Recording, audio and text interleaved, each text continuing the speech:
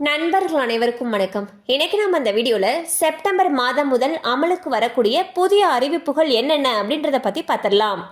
ஒவ்வொரு மாதமும் ஏதாவது ஒரு சில விதிகளில் மாற்றத்தை மத்திய மற்றும் மாநில அரசுகள் கொண்டு வருகின்றன.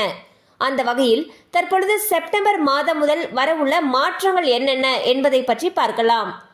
ஒவ்வொரு மாதமும் முதல் தேதியில் எல்பிஜி சிலிண்டருடைய விலையில் மாற்றங்கள் வருகின்றன. அந்த வகையில் செப்டம்பர் 1ஆம் தேதி வீட்டு உபயோகம் மற்றும் வணிக சிலிண்டர் விலையில் மாற்றங்கள் வரலாம். போலி அழைப்புகள் மற்றும் போலி செய்திகளை கட்டுப்படுத்த தொலைத்தொடர்பு நிறுவனங்களுக்கு ட்ராய் அறிவுறுத்தியுள்ளது.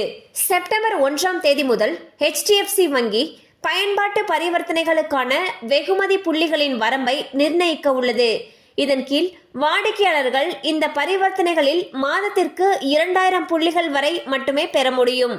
ஆதார் அட்டையை இலவசமாக புதுப்பிப்பதற்கான கடைசி தேதி செப்டம்பர் 14 என நிர்ணயிக்கப்பட்டுள்ளது. இதற்கு பிறகு ஆதார் தொடர்பான சில விஷயங்களை இலவசமாக புதுப்பிக்க முடியாது.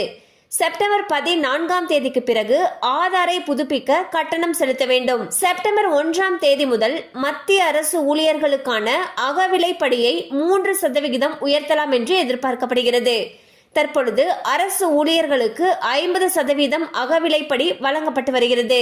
ஸோ பாத்தீங்கன்னா செப்டம்பர் மாதத்துல வரக்கூடிய மாற்றங்கள் என்னென்ன அப்படின்றத பத்தி பார்த்தோம். அந்த வகையில் குறிப்பா போலி அழைப்புகள் மற்றும் போலி செய்திகளை கட்டுப்படுத்தணும்னு சொல்லிட்டு தொலைத்தொடர்பு நிறுவனங்களுக்கு ட்ராய் அறிவுறுத்தி இருக்காங்க.